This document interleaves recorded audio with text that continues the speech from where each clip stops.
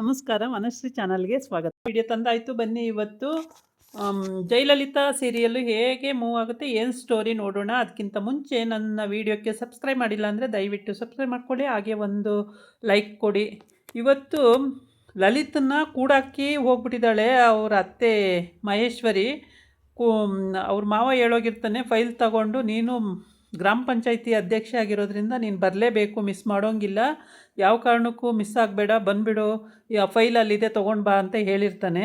ಅವಳು ಫೈಲ್ ಹುಡ್ಕೋಕ್ಕೆ ಅಂತ ಹೋದಾಗ ಲಾಕ್ ಮಾಡಿಕೊಂಡು ಇವಳು ಹೊರ್ಟೋಗ್ಬಿಡ್ತಾಳೆ.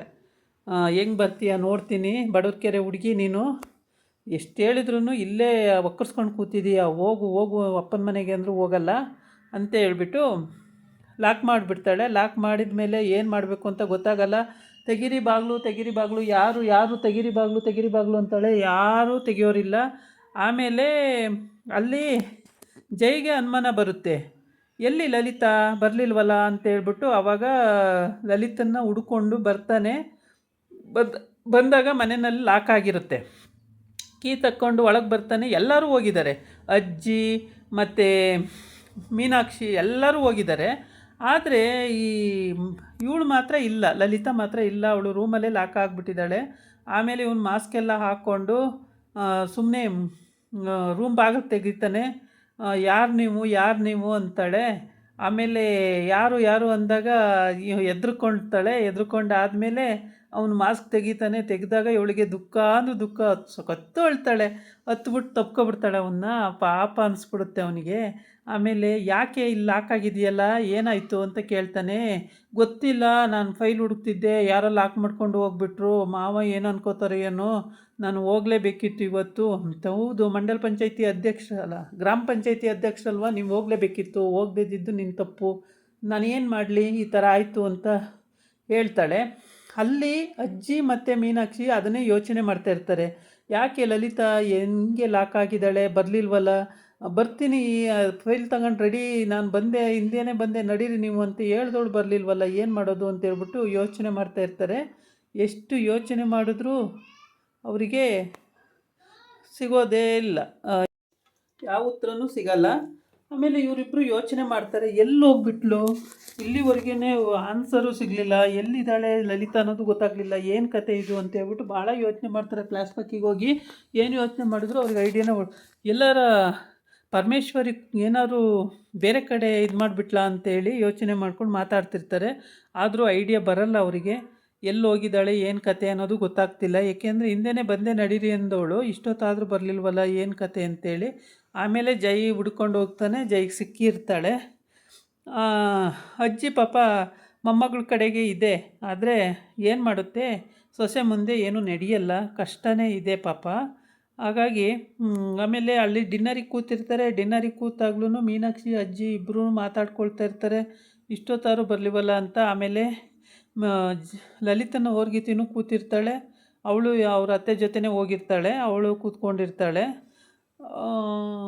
ಒಟ್ಟಿಗೆ ಅವಳಿಗೆ ಗೊತ್ತಿರುತ್ತೆ ವಿಷಯ, ಎಲ್ಲದೂ ಗೊತ್ತಿರುತ್ತೆ ಅವಳಿಗೆ, ಯಾವ ವಿಷಯ ಗೊತ್ತಿಲ್ಲ ಅಂತಿಲ್ಲ, ಎಲ್ಲದೂ ಗೊತ್ತಿರುತ್ತೆ. ಅವಳೊಂಥರ ಆರೆಡ್ಡಿ ಥರ ಆಡುತ್ತಾಳೆ ಅಷ್ಟೇ.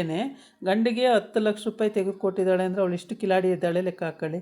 ಈ ಕಡೆ ಮೀನಾಕ್ಷಿ ನಕ್ಕೊಂಡು ಮಾತಾಡಿಕೊಂಡು, ಇನ್ನೇನು ಬರ್ತಾಳೆ ಬಿಡು ಲಲಿತಾ, ಎಲ್ಲೋಗಿರ್ತಾಳೆ, ಬರ್ತಾಳೆ ಅಂದ್ಕೊಂಡು ನಕ್ಕೊಂಡು ಮಾತಾಡ್ಕೊಂಡು ಕೂತಿರ್ತಾರೆ. ಇವ್ರಿಗೇನು ಐಡಿಯಾನೇ ಇಲ್ಲ ಹೇಳ್ಬೇಕಂದ್ರೆ. ಅಂದರೆ ಅವಳು ಕೂಡಾಕಿರೋದು ಐಡಿಯಾ ಇಲ್ಲ, ಅವರಮ್ಮ ಆ ಥರ ಮಾಡಿರೋದು ಗೊತ್ತಿಲ್ಲ, ಏನೂ ಗೊತ್ತಿಲ್ಲ ಪಾಪ. ಅವಳು ಯೋಚನೆಯೂ ಆ ಥರ ಬರೋದೇ ಇಲ್ಲ, ತಾಟು ಅವತ್ತೆಲ್ಲ ಆ ಥರ ಆಯ್ತಲ್ಲ, ಇನ್ನೇನು ಮಾಡಲ್ಲ ಅಂತ ತಿಳ್ಕೊಂಡಿರ್ತಾಳೆ. ಆದರೆ ಕೂಡಾಕಿರೋದು ಗೊತ್ತಿರಲ್ಲ.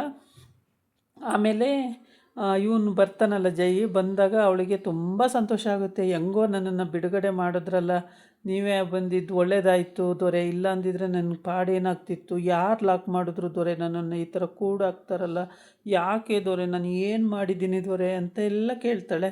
ಏನಪ್ಪ ಯಾರು ಹಿಂಗೆ ಮಾಡ್ತಾರೆ ಅನ್ನೋದು ಗೊತ್ತಾಗಲ್ವಲ್ಲ, ಕಂಡುಹಿಡಿಯಬೇಕು ಅನ್ನೋ ಒಂದು ಮೂಮೆಂಟಲ್ಲಿ ಅವನು ಹೇಳಲ್ಲ ಬಾಯಿ ಬಿಟ್ಟು.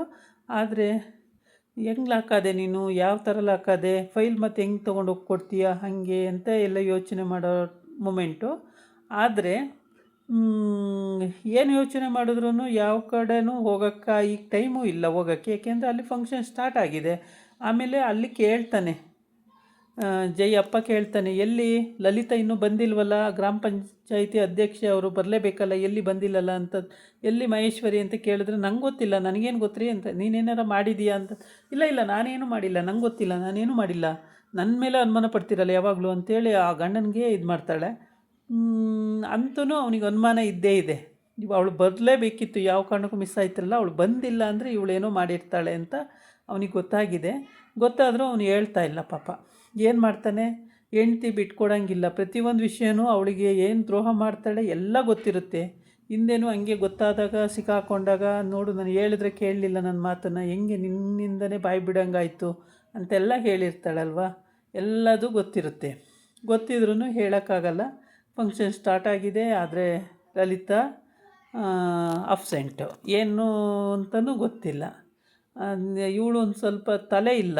ಯಾರಿಗೆ, ಮಹೇಶ್ವರಿಗೆ ಫಂಕ್ಷನ್ಗಳಲ್ಲಿ ಈ ಥರ ಮಾಡಬಾರ್ದು ಅನ್ನೋ ತಲೆನೇ ಇಲ್ಲ. ಏಕೆ ಅಂದರೆ ಮನೇಲಿ ಏನಾದ್ರು ಮಾಡ್ಕೊಳ್ಳಿ, ಒಬ್ಬಳು ಗ್ರಾಮ ಪಂಚಾಯತಿ ಅಧ್ಯಕ್ಷ ಅಂದಮೇಲೆ ಅವಳನ್ನ ಆ ಥರ ಕೂಡಾಕೋದು, ಕಟ್ಟಾಕೋದು, ಅವಳು ಹೋಗು ಅನ್ನೋದು, ಅವಳು ಬೈಯೋದು, ಮಡರ್ಕೆರೆ ಹುಡುಗಿ ಅನ್ನೋದು, ಅಪ್ಪನ ಮನೆಗೆ ಹೊರಟೋಗು ಅನ್ನೋದು, ಇವೆಲ್ಲ ತಪ್ಪು, ಅನ್ನಲೇಬಾರ್ದು. ಏಕೆ ಅಂದರೆ ಅವಳಿಗೂ ಸ್ವಾಭಿಮಾನ ಇದೆ, ಅವಳು ಒಂದು ಒಳ್ಳೆ ಹುದ್ದೆಲಿದ್ದಾಳೆ. ಅವಳಿಗೆ ಹಂಗಂದರೆ ಅವಳು ಏನು ತಡ್ಕೋತಾಳ?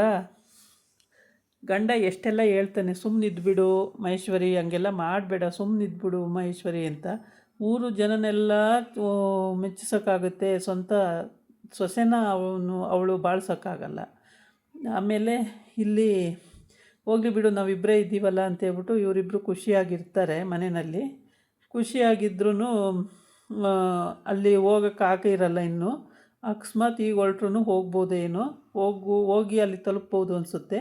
ಅಲ್ಲಿ ಇದೆಲ್ಲ ಆಗಿ ಡಿನ್ನರ್ ಪಾರ್ಟಿ ಏರ್ಪಡಿಸಿದ್ದಾರೆ ಇವಾಗ. ಡಿನ್ನರ್ ಪಾರ್ಟಿ ಅಷ್ಟರೊಳಗಾದರೂ ಹೋಗ್ಬೋದೋ ಏನೋ. ಆಗಲೇ ಇವಳು ಪರಮೇಶ್ವರಿ ಬಂದು ಕೂತ್ಕೊಳ್ಳೋಕೆ ರೆಡಿ ಆಗೋಳೆ ಡಿನ್ನರ್ಗೆ. ಅವರು ಅಜ್ಜಿ ಮೊಮ್ಮಗಳು ಒಂದು ಟೇಬಲ್ ಮೇಲೆ ಕೂತ್ರೆ ಇವಳು ಮತ್ತು ಒಂದು ಟೇಬಲ್ ಮೇಲೆ ಕೂತಿದ್ದಾಳೆ. ಇನ್ನು ಇವಳ ಈ ಹಿರಿ ಸೊಸೆ ಅವಳೆಲ್ಲೋಗಿದ್ದಾಳೋ ಗೊತ್ತಿಲ್ಲ. ಒಟ್ಟಿಗೆ ಡಿನ್ನರ್ ಪಾರ್ಟಿ ಅಂತೂ ರೆಡಿಯಾಗಿದೆ. ಈಗ ಬಂದವರಿಗೆ ಡಿನ್ನರು ಊಟ ಮಾಡಿಕೊಂಡು ಹೋಗೋವಂಥದ್ದು ಎಲ್ಲ ಮುಗಿದಿದೆ. ಆದರೆ ಲಲಿತಾ ಪತ್ತೆನೇ ಇಲ್ಲ. ಇವಳಿಗೆ ತಪ್ಪು ಮಾಡಿರೋದೆಲ್ಲ ಗೊತ್ತಿದೆ ಮಹೇಶ್ವರಿಗೆ, ಬಾಯಿ ಬಿಟ್ಟು ಯಾರಿಗೂ ಹೇಳ್ತಾ ಇಲ್ಲ. ಮಕ್ಕಳಿಗೂ ಗೊತ್ತು, ಮಗನಿಗೂ ಗೊತ್ತು. ಮಗ ಇಲ್ಲಿ ಬಂದು ಕೂತ್ಕೊಂಡ ಚಿಕ್ಕವನು, ಅವನಿಗೂ ಗೊತ್ತು ನಮ್ಮಮ್ಮ ಇಂಥ ಕಿತಾಪತಿ ಮಾಡೋದ್ರಲ್ಲಿ ಎಕ್ಸ್ಪೋರ್ಟ್ ಅಂತ. ಆದರೆ ಅವನು ಹೇಳೋಕ್ಕೆ ಹೋದರೆ ಅವನಿಗೆ ಕಪಾಲಿಗೆ ಹೊಡಿತಾಳೆ. ಮಗಳು ಹೇಳೋಕ್ಕೆ ಹೋದ್ರು ಮಗಳಿಗೆ ಗುರಾಯಿಸ್ತಾಳೆ. ಅಜ್ಜಿ ಹೇಳೋಕ್ಕೆ ಹೋದ್ರು ನಿಮಗೇನು ಗೊತ್ತು ಸುಮ್ಮನಿರಿ ಅಂತಾಳೆ. ಯಾರಿಗೂ ಅವಳು ಬಗ್ಗಲ್ಲ. ಹಾಗಾಗಿ ಗಂಡಗೆ ಬಗ್ಗಲ್ಲ, ಬೇರೆಯವ್ರಿಗೆ ಎಲ್ಲಿ ಬಗ್ತಾಳೆ. ಆಮೇಲೆ ಅಲ್ಲಿ ಈಗ ಕೇಳ್ತಾವಳೆ, ಅಲ್ಲ ಲಲಿತ್ ಇಷ್ಟೊತ್ತಾರು ಬರಲಿವಲ್ಲ ಅಜ್ಜಿ, ಯಾಕೆ ಅಂತ. ಅದೇ ಕಣೆ ನನಗೂ ಗೊತ್ತಾಗಿಲ್ಲ, ಇಷ್ಟೊತ್ತವರೆಗೂ ಎಲ್ಲೋಗ್ಬಿಟ್ಲು, ಇಷ್ಟೊತ್ತಿಗೆ ಬರಬೇಕಿತ್ತು, ನಾವು ಆಗಲೇ ಬರ್ತಾಳೆ ಅಂದ್ಕೊಂಡ್ರು, ಇಷ್ಟೊತ್ತು ಬರಲಿವಲ್ಲ, ಎಲ್ಲೋಗ್ಬಿಟ್ಲು ಲಲಿತಾ ಅಂತ ಇವ್ರೂ ಅವಾಗ ಮಾತಾಡ್ಕೊಂಡು ಥಿಂಕಿಂಗ್ ಮಾಡ್ತಾವ್ರೆ. ಆದರೆ ಏನೂ ಐಡಿಯಾ ಬರ್ತಾಯಿಲ್ಲ. ಏನಾದ್ರು ರೋಡಲ್ಲಿ ಬರ್ತಾ ಏನಾದ್ರು ಗಾಡಿ ಏನಾದ್ರು ಕೆಟ್ಟೋಯ್ತಾ, ಹಾಗೆ ಈ ಥರ ಥಿಂಕಿಂಗು. ಅಂದರೆ ಸೊಸೆ ಈ ಕೆಲಸ ಮಾಡಿದ್ದಾಳೆ ಅಂತ ಪಾಪ ಅವರು ಏನೂ ಮಾಡ್ಕೋತಾ ಇಲ್ಲ. ಏಕೆಂದರೆ ಫೈಲ್ ಹುಡ್ಕೊಂಡು ನಾನು ರೆಡಿ ಬಂದುಬಿಟ್ಟೆ ಅಂತ ಹೇಳ್ದೋಳಲ್ವ, ಇನ್ನೂ ಬರಲಿಲ್ಲ ಅಂದಾಗ ಈ ಥರ ಥಿಂಕಿಂಗು, ಈ ಥರ ಯೋಚನೆಗಳು, ಆಲೋಚನೆಗಳು ಬರೋದು ಸಹಜ. ಈ ಥರ ಯೋಚನೆ ಮಾಡ್ತಾ ಇದ್ದಾರೆ ಇಬ್ಬರು ಅಜ್ಜಿ ಮೊಮ್ಮಗಳು. ಲಲಿತಾ ಹೋಗಿಲ್ಲ ಇನ್ನೂ.